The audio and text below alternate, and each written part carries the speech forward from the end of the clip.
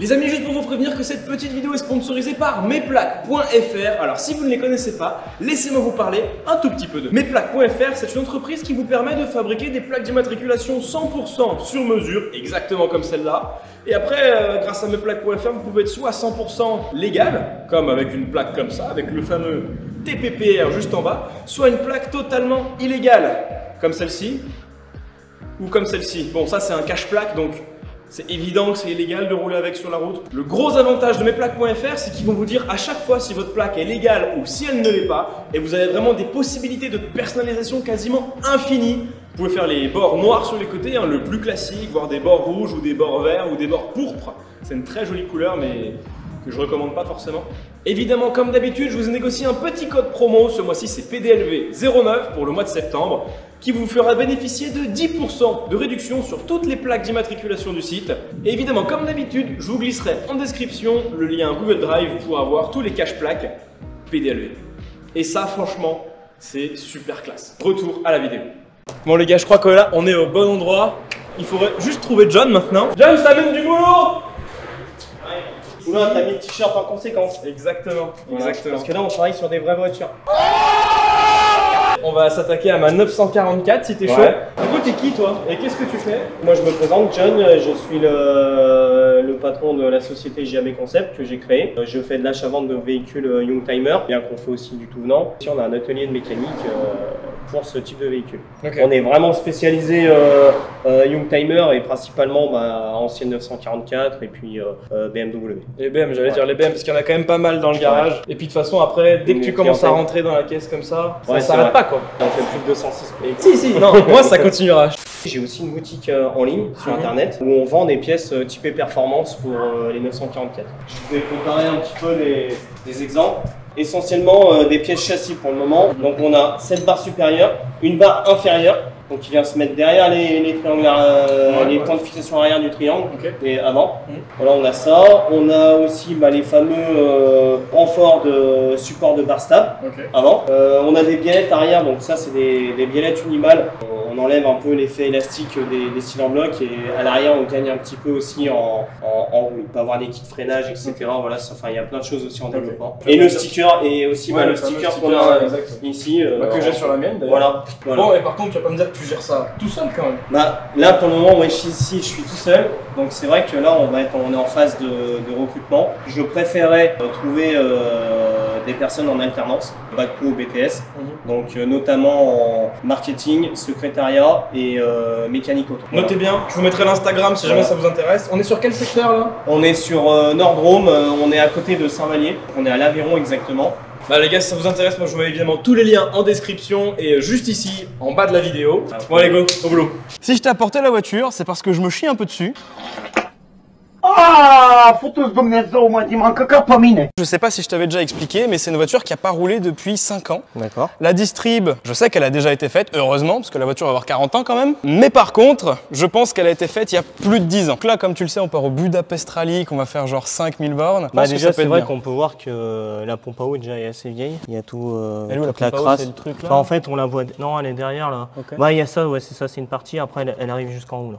Voilà, devant toi, absolument toutes les pièces qui m'ont été fournies d'ailleurs par Cap Spirit.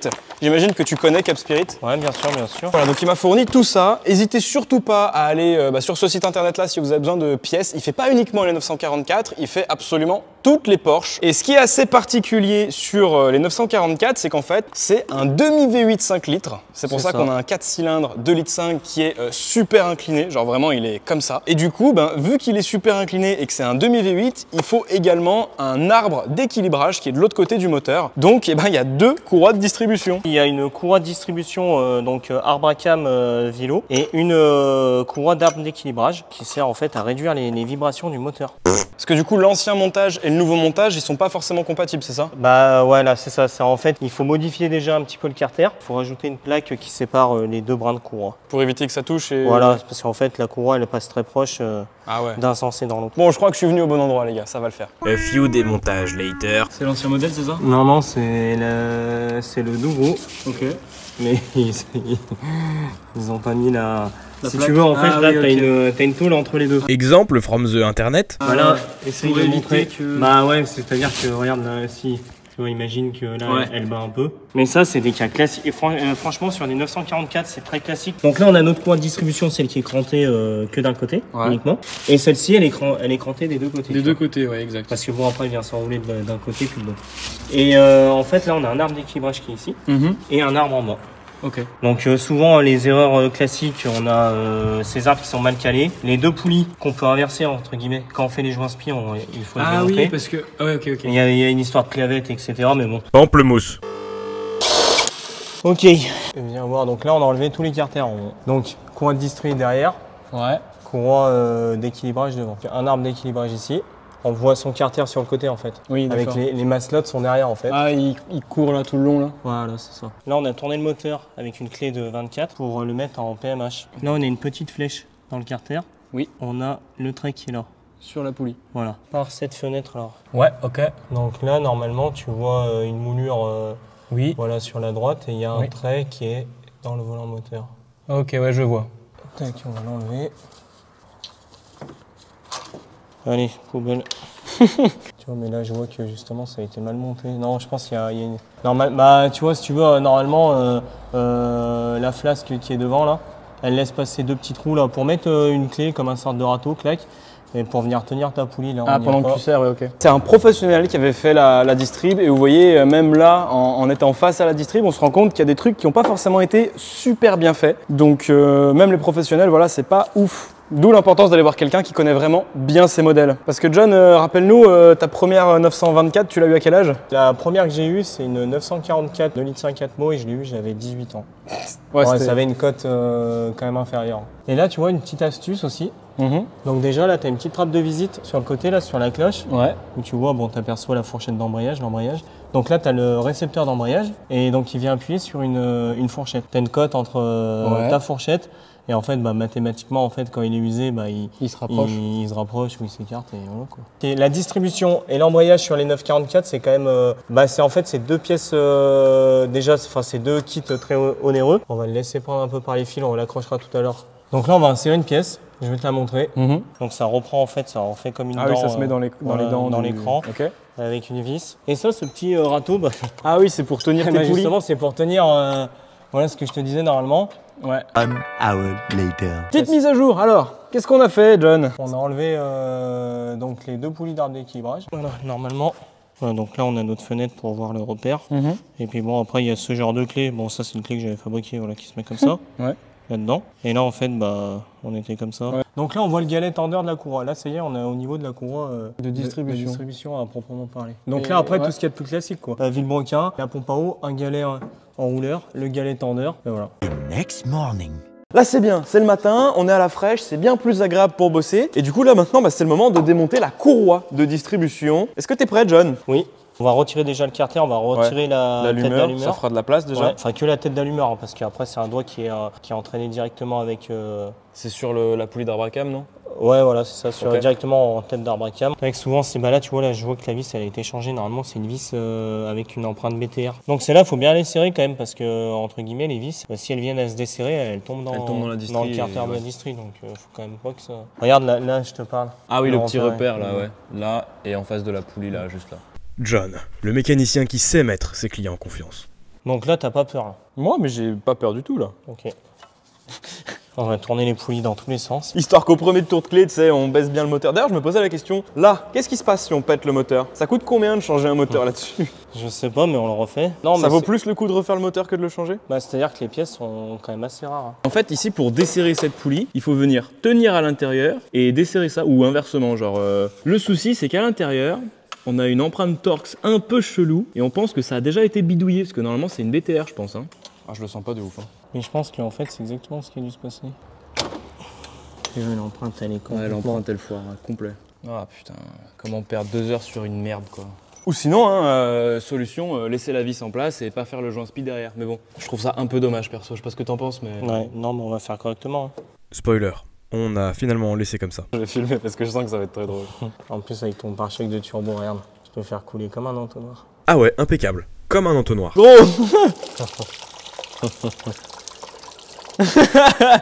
Non mais je suis mort. Dans la prochaine séquence, seulement le micro de John fonctionne car le mien n'était pas allumé. Ainsi, ma voix sera remplacée par une magnifique voix off de qualité. Oh wow, the water pump is pretty ugly, hein? It's pretty rusty too. Ah ouais, elle tourne, ça va, elle tourne correctement. There is a little bit of a comparison between the two water pumps.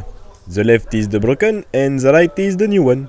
Here is a little proof of the bad entretien of the car. Inside, there is even rust, so that means there was water and no cooling fluid.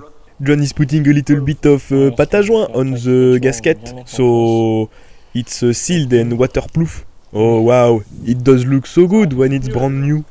Tu mettras sur chaud là, aussi là. Maintenant que le circuit est en eau et la voiture partiellement purgée, on peut désormais s'occuper du changement des joints spi. Tiens John, je te regarde faire. Allez, on va le positionner par au-dessus. Donc ouais, il est juste rentré à fleur là. Globalement, on les a tous changés, mais j'ai pas tout filmé parce que c'est pareil. Bon alors les copains, voilà donc le carter, le petit cache plastique qu'on va remettre juste avant de remettre nos poulies, puisque bah, nos poulies vont là. Déjà on peut voir qu'il a eu une petite tentative de modification. Donc là on a fait un petit peu plus de place à ce niveau-là. Donc en fait il n'y avait pas assez de place pour faire passer justement cette pièce.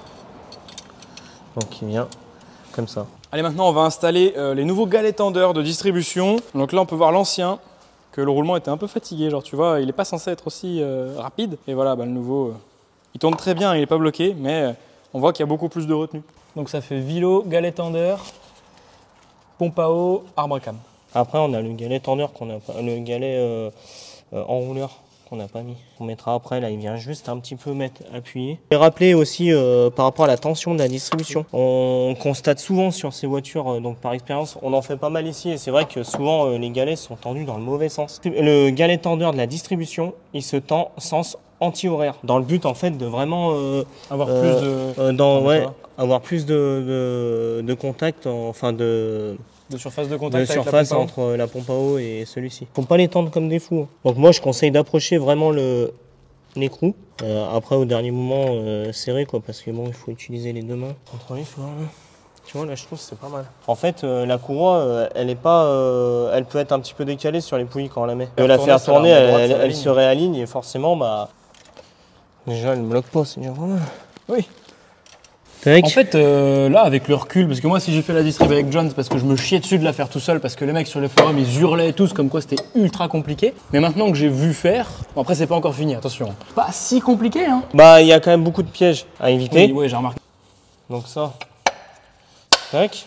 Donc là, pareil, pas serré comme une brute parce que c'est de l'aluminium. Poulie d'arbre d'équilibrage, donc avec un repère ici, une autre elle est ici. Donc en fait, elles sont très similaires. La poulie du haut, bah, le haut, il est en face de la clavette. Et là, le haut, bah, il est en bas, il n'est pas en haut, il est en bas.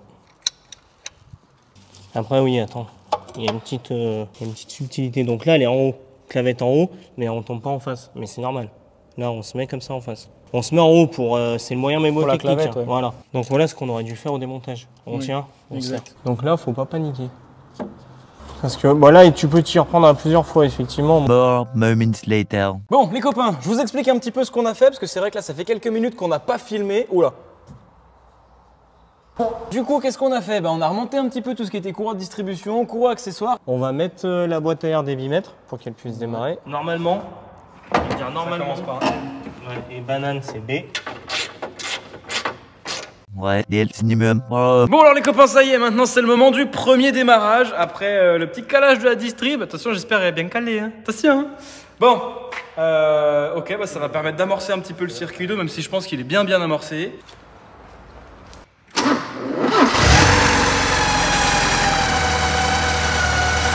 Bah déjà elle tourne bien, j'ai l'impression. Elle couine un peu, non? Elle couine un petit peu, donc ça c'est la particularité avec la courroie d'arbre d'équilibrage. En fait, pendant un certain temps, on a entre guillemets un petit peu de rodage. Ça va s'estomper d'ici un petit millier de kilomètres. Okay. Après, on va quand même, là une fois qu'elle a tourné, on va rechecker la tension des deux courroies. Donc.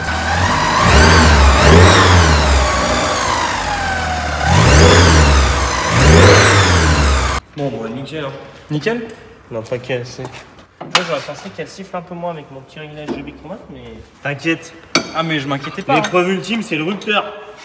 Tu fais quoi? Tu modifies un peu le réglage de la tension? Non, la tension, je la laisse, mais.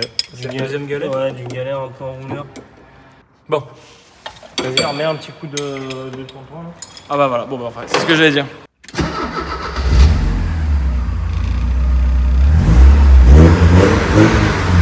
Ah c'est mieux là. On va laisser un peu tourner, histoire que le liquide il circule un peu partout et on vous reprend tout de suite après.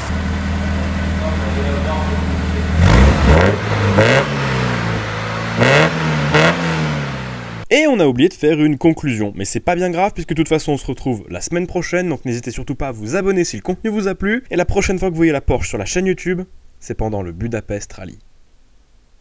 Bisous!